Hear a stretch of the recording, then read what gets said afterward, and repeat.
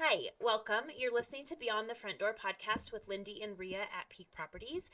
And we are real estate agents here in Cheyenne, Wyoming, and we bring you stories that make you laugh, cry, cringe, inform you, all the things. So come on in. We put the real in real estate. There wasn't a funny with that one. I know. The last one with Carla was funny where I said pee pants. I don't know if you listened to that episode yet, but I was like, they'll make you pee your pants. We're trying anyway. So anyway, we just want to welcome you and say thank you for being here today. And for our listeners, we'd like to welcome Jessica Sayers with the Unaccompanied Students Initiative. And we've been kind of doing what would you call it, a segment here in May and June, inviting those organizations here in Cheyenne that are addressing shelter or homelessness. And so we've had Safe House Services on, and we've had My Front Door on, and we're of course going to have Habitat for Humanity on and a couple of others. So we're super excited to have you here and talk about what you do. So welcome. Well, thank you so much. And all those that you just spoke of are in my collaborative. I say that we work very closely together. I have extreme admiration for all of the executive directors and all those positions, but it's exciting to see us come together and have these really in-depth discussions about what we can do as nonprofits collectively to address this issue in our community. I think people don't always know how much the nonprofits do work together to try to fill the gaps and Absolutely. make it all happen. Well, if you could maybe just start off and tell us a little bit about yourself, how long you've lived in Cheyenne, your family, where you came from, all the things. Yeah, so I am born and raised in Cheyenne. Okay. I attended East High School.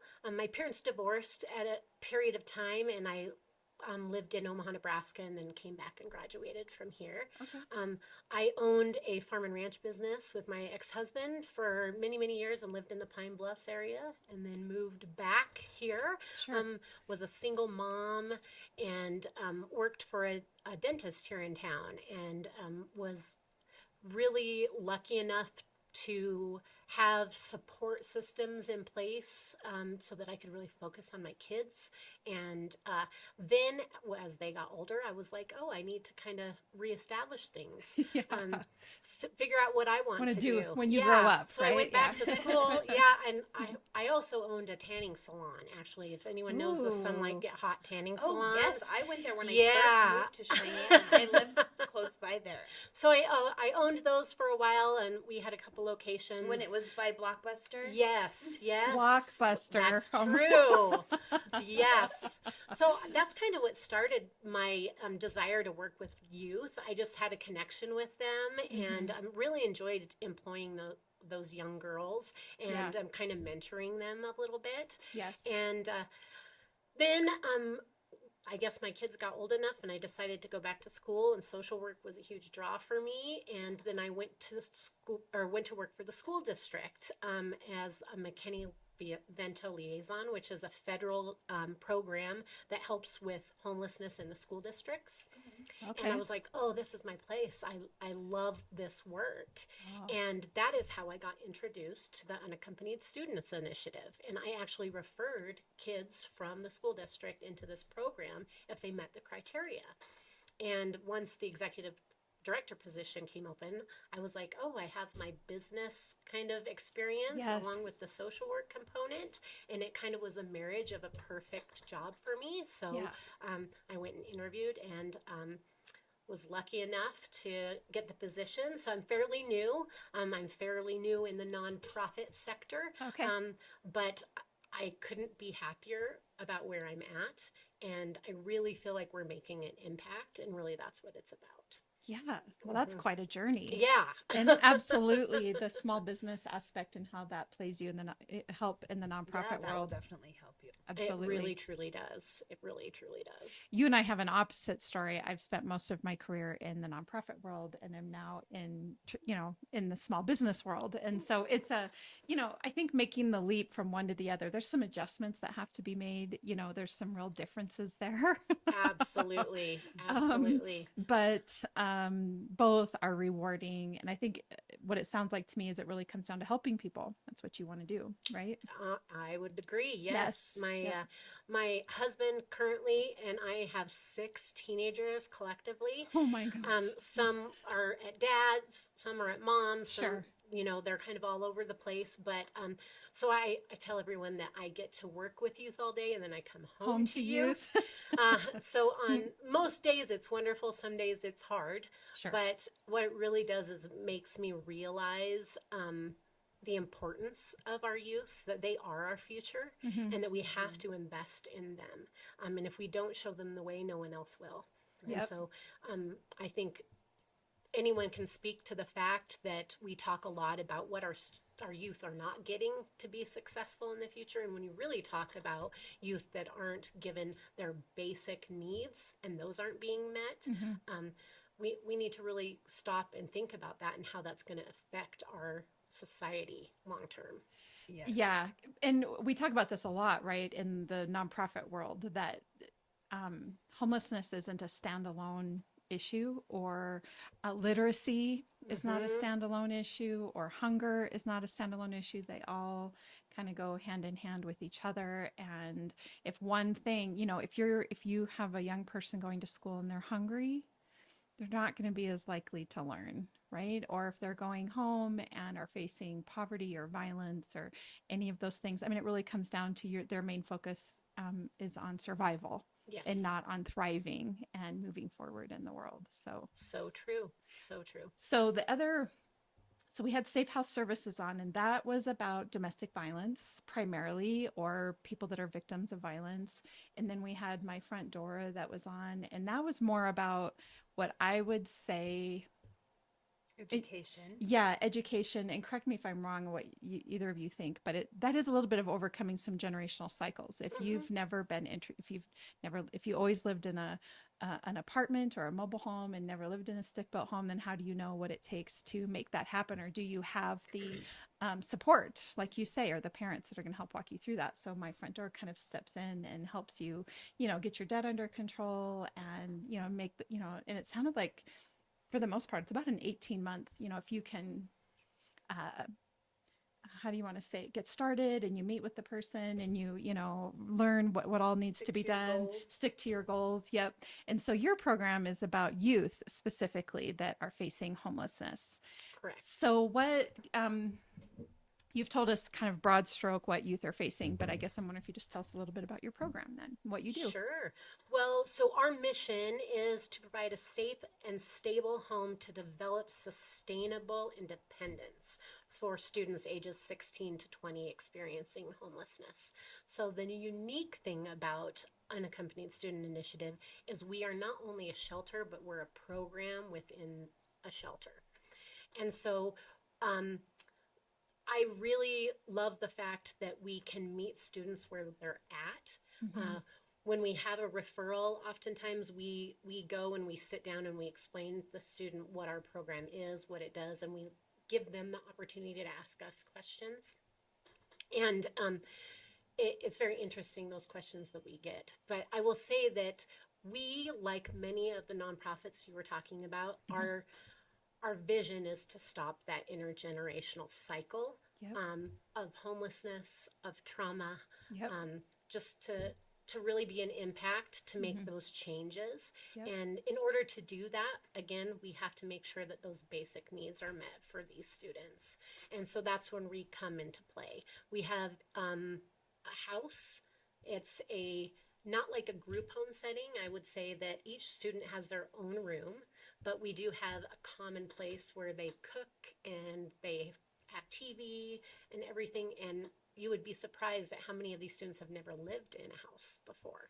Sure, much less have their own room. Exactly. Right. So that's a really unique piece of it. A lot of them are very prideful about the fact that they get to come to a house, to a home. Oh. We have a varying different situations that lead the students to our doorstep. I would say every situation is different. Nothing is cookie cutter. The interesting part about youth homelessness is that they are so good at being chameleons. It's very different than driving down by the Camilla Yes. shelter, for instance, and seeing them. These kids are so adaptable. And Well, and don't you think that kids, I mean, maybe it's better that they can go stay at someone's house, yes, go surf couches, where adults, I mean, you can't really do that without somebody being like, what are what's you going doing? on? Yeah, Yeah. right. So, I mean, like I said, we have students that have lived in their cars. They been could go, couch hey, surfing. I'm going to stay at they're going to stay at this friend's house. The parents of the friend could probably not even know what was happening. If they just were Right. like, my friend's staying the night. Oh, they're staying the night again. I mean, I'm sure that happens. It And certainly the parents does. wouldn't even know, potentially. You're right. Yeah. So, so what I hear you saying is that kids that are coming in, I think when, and I have absolutely no idea what I'm talking about on this subject. So Yeah. if I say anything wrong, please tell me. But so I guess when I think of youth homelessness, I think of youth that whose parents are no longer around or aren't a part of the picture. So is there a different narrative than that? What does that look The like? parents have kicked them out. They've run Right. away. They've like what? Great questions. Yeah. I would say yes and no. Again, Okay. every situation is different, but we're seeing kind of that that situational piece changing a little bit more. Okay. Sometimes there is a parent or a guardian that is still involved, but has asked that the student no longer live there, whether it be behavioral issues between the parent and or the guardian, or whether it be a financial stressor on the Sure. family, whether it be that, you know, mom found a boyfriend and is moving away, and now the kid only has, you know, 6 months left and they don't have any family Yes, here. okay. So want to be able to stay and finish school. Yeah, it's we also work very closely with DFS for students who Sure. have aged out of the system and may age out at 18 and they haven't finished their high school diploma, and They need a there's place to nowhere go. for them to go. It is right? interesting, the foster care situation. Like once they turn 18, it's, you know, and I think there's some foster parents that will hang on or let them stay until they graduate, but that is not the case Not in the all case, of them. right? And we Yeah. are a great option. Yeah. Honestly, we have DFS that have placed students in our program that are 17 because they couldn't find placement. Okay. So, like I said, it's a different situation every single time, but what we're seeing is that the need is increasing more and more. The capacity that we've had in the house in Cheyenne particularly has been a 10 bedroom, and I currently moved out of the office to increase capacity. So now we've moved out 2 offices, so now we're up to 12 bedrooms in order for us to be able to serve Safe 2 House more said kids. something Carla similar said the too. same thing. Oh, really? Yeah. moved She's their had to move out of office her to- office. To increase capacity, and I think that's noble for our program, but it also is like we have to be very It's a sign. creative on how we can increase capacity at without any cost associated to that. And so we continue to meet the needs of those students as we see those numbers increase. We are going into other pockets in the state of Wyoming. We currently have a program in Laramie where we have capacity for 4 students. We started at the beginning of the year and we're already full. Sure. And we're renting a house there because we wanted to see what the demographic was going to be like. And then in Casper, we just built a home thanks to the Hughes Foundation. Oh, It's sure. a beautiful home, and we have the capacity to serve 14 students. And as of right now, we have 11 students in our program. So it's pretty interesting that the numbers keep rising, but the fact that we're being creative and trying to get to all those youth is something that I'm very proud of with our organization. What would happen to these kids if you weren't here? Where would they go? You know, I don't really know, but I do know that it really limits them in completing their education. Yeah. It really limits them into having a bridge into post-secondary education. Well, yeah, or they would even have to the get a job. workforce. Yeah. Yeah, a lot of them Yeah. enter into the workforce and Just stay because they- at that yeah, level. they So they'd don't- have to drop out of school, hmm potentially live in their vehicle if they have one. And the neat thing is, a few years ago, we passed a statute. It's State Statute 101, I believe, that says that if there is a homeless youth ages 16 to 17 that is experiencing homelessness, we can create an affidavit that allows them to be a signer for themselves, to be able to sign for health insurance, to get a driver's license. So they don't have to completely emancipate from their parents. They Nope. can. Mhm. Okay. Yep. Okay. So That's good that to know. I tell a lot of people, we don't take away parental rights. We don't emancipate students. Sure. We simply have an affidavit that if they're 16 and 17, at 18, obviously it's different because Yeah. they're considered an adult. But if they come into our program at 16 or 17, signing that affidavit allows us to be able to assist them to get a driver's license so that they can eventually drive to Sure. work or get health insurance and things of that nature. So it's really a tool for us to be able to limit the barriers that are placed in front of them. That's wonderful. That It's is. nice to see when laws help. Oh, completely. Yeah. Yeah. So very interesting. So you're at capacity here. So you're in Cheyenne, Casper, and Laramie are the three communities Those that are you're the three located in. communities. And we've been in Cheyenne the longest. We've grown our programs within our program a lot. And so I'm excited that we partner with UniWyo for a financial literacy course that all of our students must go through. We've partnered with Sensible Nutrition, which is through the University of Wyoming. Yeah. And they come into our house and they teach our students about cooking on a budget. And at the end, they get like all these pots and pans kind of to start out their Aw. own cooking. And you'd be surprised how excited these Oh, I'm I'll kiddos bet. get about those types of things. We also have a program called Project Towards No Drug Abuse, where we have open discussion about addictions and drug abuse and things of that nature so that we can make sure that we get those resources if the student's struggling with that, or also just to bring awareness to that situation. I was curious, I guess, what the requirements were for the youth to stay. So they have to attend, they have to participate in your program, which is attending some of these classes. What else are the requirements to be able to stay within the program? So they have to be either working or going to school. Okay. And some of our students that come into the program maybe have not been attending school for a while, so are short on credits. So we work very closely with our school districts and the counselors to make sure that we put them into the correct program. We have students that attend all the high schools, Triumph, East, Central, Just get what they and need. South. Yeah, and to make sure we like to keep them in the high school that they're at, but Sure. sometimes we kind of have to evaluate, and if it's better for them to go on to Triumph and do some credit recovery, we go that route. Sure. But we work very closely with the school district on that. Yes. If they are behind to a degree that we need to look at a high set, then we assist them in getting their high set through LCCC, and we help them get tutoring for that. We help pay for that and make sure that they get that equivalency.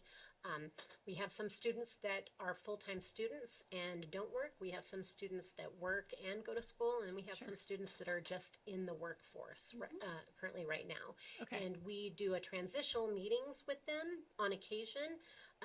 We meet with them weekly and then monthly, assess goals and make sure that we are working towards those goals for the student and that we're making sure that they have all the resources necessary to be successful. That sounds really And awesome. then do they eventually, obviously, they graduate from the program and they reach their goals and move on? True. That's exactly our goal is to make sure that they do that. Every graduation from the program is different. Sometimes students are in our program for 3 months and they They're, like, finish their ready? degree and they have a job and they've saved for a car, and we make sure that they have a place that they're going to next. We make That's what I sure- was wondering. Like, Mhm. where are they going? We Not assist sure. with low-income housing, making sure that there's placement for that. We assist with the colleges. If they are looking for post-secondary education, we get them signed up on FAFSA and make sure that they have funding to stay in dorms if that's the case. Make sure that they have a job placement and that those things are already mapped out. And like I said, every student's goals are different. And sometimes we have to kind of reassess really what is success from our program. Yeah. Sometimes it's simply finishing that high school diploma and moving into an apartment and starting a job. Yep. And so everyone looks different, but as long as they meet that requirement of finishing that schooling and looking to get into housing in another area and have that independence and those resources to be independent, then we consider them a success. How is it with placing them into, I mean, you mentioned low income housing, but whether it's an apartment or low income housing, or is Getting that one- yeah, or getting like housing assistance and stuff like that. how is that? Like, are they able to successfully, housing here is hard, it's tight. So what is that? I mean, how's that going, I guess? Well, I will say that's probably our biggest barrier right now, Sure. to be Yeah. quite honest, Yeah. is that we provide housing for these students, but we want to make sure that they transition into successful independence. And when there's a limitation on housing, and especially low income housing, affordable housing. any Yeah. affordable Right. housing. Yeah, I was just talking about it with somebody yesterday, and we were talking about rent prices and just being, I mean, yeah, it's all good if you saved up, but if you can't afford the rent every month, and Yeah. the rent in some of these places is crazy. Yeah. And that's where that intergenerational cycle comes into play, and we want to make sure that we don't backtrack in Right. that. Yeah. And so I will say that is something we're continually working on. We have great partners that have wraparound services that help us as far as filling out applications and finding those affordable housing options, but they are very limited. And so the worst thing is having a student that's ready to be on their own and they have met all the markers, and then we just can't find placement for them. And it can very well be a setback. But again, we are lucky that we have a community that we can reach out to a lot of different agencies and work with them, but it certainly is a barrier in making sure that we are progressing the student into that independent living. Carla talked about that a little bit too, that they'll get a client all the way through the program, everything's moving, and then they end up kind of sitting still for a bit because finding a place to live is so hard. So it's kind of an interesting, we were just talking about this last week, that we have people coming up from Colorado that love the price of our homes, right? From California or Colorado, because they can sell wherever they're at and pay cash for a home here. And they're just loving the prices of the homes here. But then we have those that have grown up here, lived here. It's not quite the same thing. And it's not what we're used to. The housing just doesn't look the way it did even 5 years ago. And so it's just an interesting, as a realtor, to listen to sort of both ends of the paradigm, really, that it's housing is hard for what Cheyenne is used to on the one end, but on the other end is happy for other people that are moving in. So it's just an interesting, what do you want to call it? Just a difference. So anyway, I'm sorry. It sounds like your program's doing really amazing and helping keep kids off the And I street. think they're building more affordable housing, right? Or like low income housing, or haven't they? I mean, I think that there's definitely some movement towards that. I don't think it's near enough. Yeah. But again, my husband's in land development, and I always say it at the table, I'm like, you create homelessness, and I try to prevent it, which is a really huge spectrum, which is probably not accurate, but it's funny to have those discussions at our dinner table. Yeah, I'm sure. I do think that there's an awareness to it, and I think that as a community, we've all accepted that, and that there's some movement, certainly. I don't know that it's movement at the rate that we'd all like to see it happen, but I believe that there's movement. I support that we are addressing the issues at hand. Yes. And I think that's the first part of the discussion, right? Is accepting that we do have these issues, and we do need to figure out a way. Yes, absolutely. And Dr. Michelle Aldrich was on here from the Cheyenne City Council and was talking a little bit about, they're looking at this from a bunch of different angles and trying to make housing more affordable here in Cheyenne. But it's like you say, you can't just stand up homes overnight. You know, it takes time. It's going to take a few years. And while they're working to stand up affordable housing, we have all these other businesses and projects moving in where like your husband, where Yeah. it's going to continue to grow. And so there's going to be all this growth on this side, but we have to make sure that there's still all this growth on the other side so that everybody has a place to live. Yes. You know, that is the hard, the hard part about where we're living and what we're doing right now. So Certainly is. well, I really appreciate everything that you're doing and taking the time to talk to us. And it sounds like I'm just really glad, I guess, that you're providing the program that you are and that youth do have a place to go because it's needed. Well, I appreciate that. And like I said, we have a lot of opportunities, even for the community to engage with supporting our organization. Yes, tell us more about that. Yeah, Yeah. I'd love like, to. how do you fundraise? Tell us. So we are primarily donor based. We do have a federal grant that we just received. We're very excited about. But as you can imagine, with 3 houses and we have to have staff on 24 hours a day. Sure. So our overhead is pretty hefty.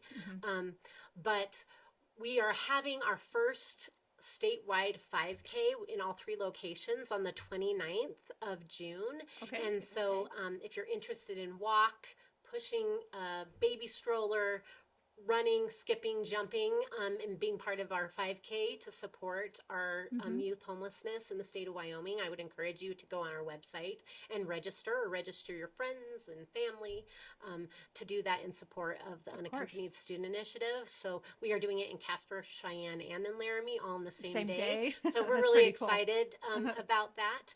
We do various fundraisers in all 3 communities, and so those are always on our webpage. But you can also get on our webpage and just do a donation, a monthly donation, and which makes all the difference for our students, even up to $5, because we need to make sure that we supply everything that those students need. And we're seeing that the students that come in our program have more needs than they've ever had in the past. And that comes from mental health, diabetes medication, a lot of things that we just haven't had to really look at in the past. And so even those monthly donations that are just small, you feel like you're not making an impact, make a huge impact on an organization such as ours.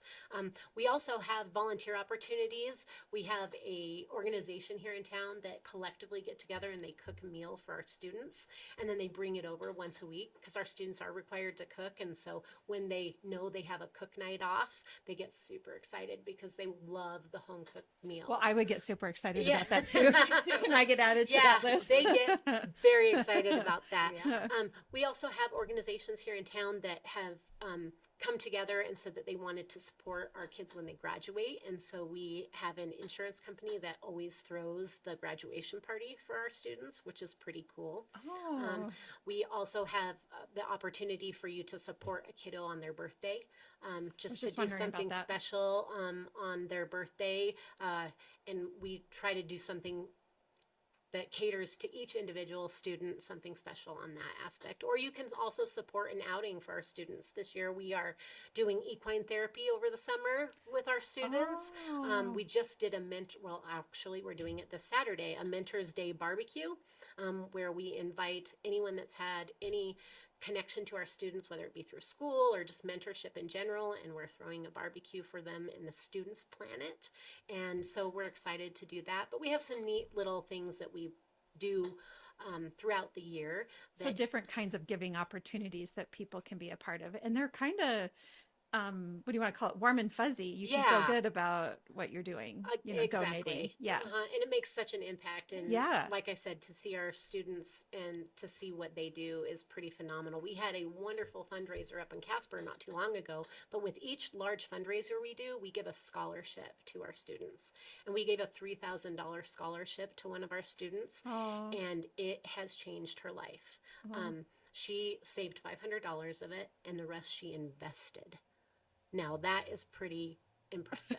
Yes. We don't have requirements for them when they do that, but she decided, and she went and she researched, and she found a financial advisor that took her under their wing, and they invested the rest. And she says, I want to make sure I have enough to go to college when I'm ready to go to college. So I love that story. yeah, it's pretty phenomenal. Gives me that goosebumps. those little things that happen. One of our students, I just have to end with this story because Please. it's so amazing. I met him when I was working at the school district, and he was panhandling on the street. He played the guitar, and he was making just enough money for him and mom to stay in a motel every week. And so we approached him and talked to him about the program, and mom agreed that it was best for him to have some stable housing, and he came into our program. And when he came in, he tested positive for drugs the first day, and so we got him connected with some services through that. He was behind in credits almost a whole year. Wow. And so we talked to the school and got him into a program that did credit recovery. Within 6 months, that kiddo was on the honor roll, and he got a job and was employee of the month. Oh my gosh.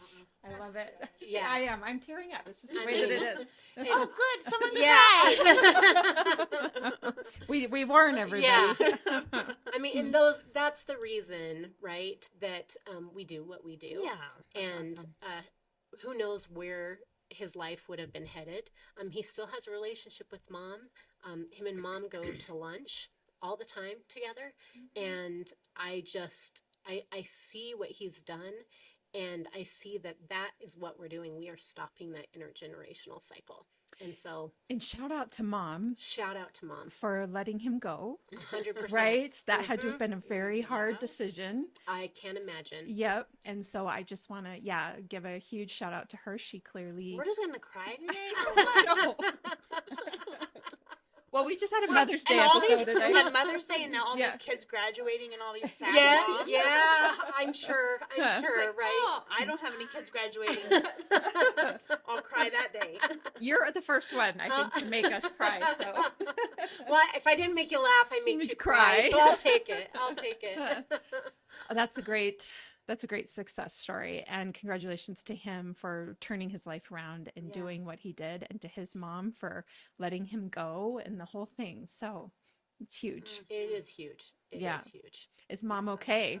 Mom is okay. Good. Yes, Good. she's okay. And honestly, I think that it's strengthened her to see him be successful. So Sure. it's kind of trickle down effect. Yeah. I would say.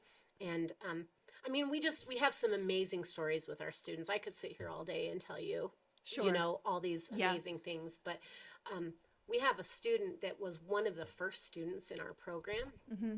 And when she came into the program, she was pregnant, actually, and was homeless. And she stayed in our program, and then we assisted in getting her housing after she had the baby. Sure. 2 years later, she is back at our program as our house supervisor. Oh, yeah. And she is phenomenal. And she is relating to those kids on a level that none of us can, right? Yes. But the fact that she is coming back and serving the needs of the youth that were in her position, that's kind of heartwarming too. Yeah. It So is. It is. It shows that I think that our program makes a difference, and it can change the trajectory of what somebody feels they can do with their life. It just takes one person to make a difference in another person's life.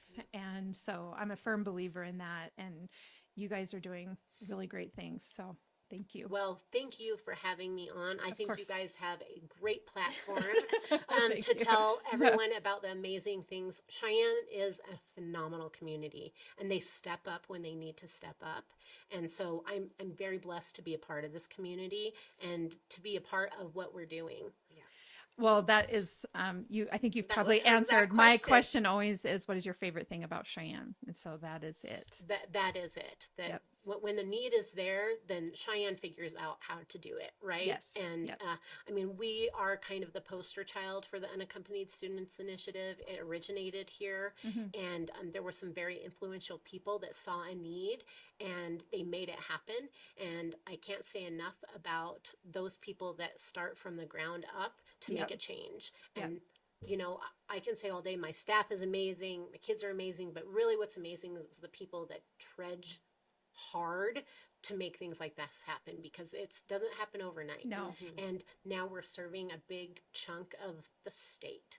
And so I'm thankful to the founders of the Unaccompanied Student Initiative and to the people that really are board members who make it happen. Yes. I'm thankful for them, but most of all, I'm thankful for a community that supports us.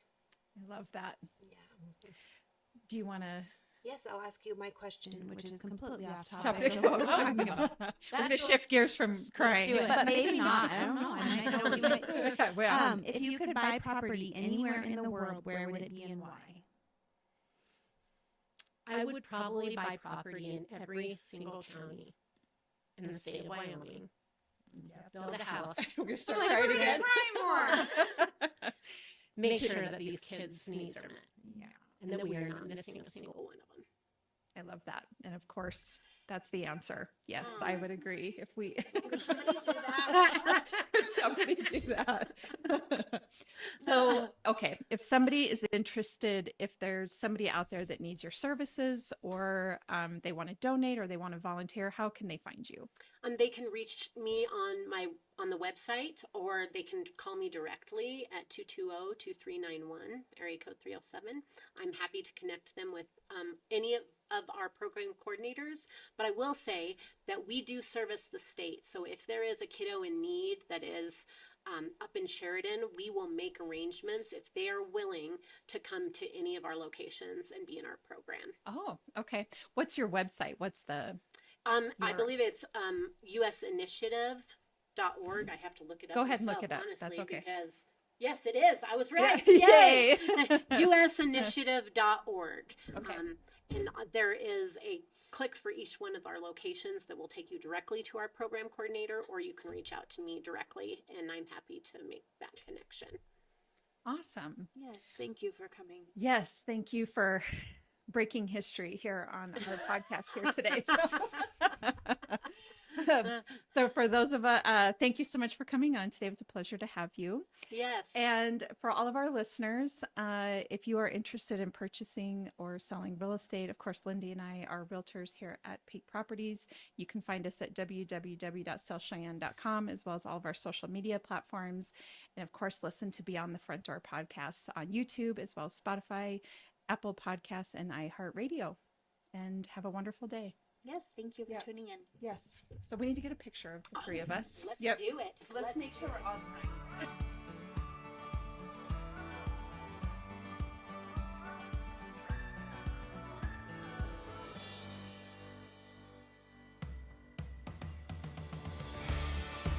Whether you plan to buy, sell, or invest in southeastern Wyoming, turn to Peak Properties. Family and veteran owned and operated, we work diligently for you. Unlike other larger companies, we take time to learn about you, understand your specific real estate needs, and remain easily accessible if you have any questions. Being a veteran and family-owned and operated company means a high level of commitment, trust, and loyalty. Our family culture sets us apart. We work as a team. We develop not just professional, but personal relationships with our clients. When you choose Peak Properties, you become part of our real estate family. Looking to relocate to Wyoming or just move across town? Peak will be there for you every step of the way. Recognized for excellence and dedication in the real estate profession, we're proud to be one of the most trusted and knowledgeable names in our industry. Let Peak help you find your dream home or investment property today. Our agents will make sure you're informed and listened to as they guide you to fulfilling your real estate goals. Reach out today. We have sold and purchased several homes through Peak Properties, and each time I've been impressed. They are great about guiding us in the right direction and always being in our corner. Peak Properties. Let our family show you the way home.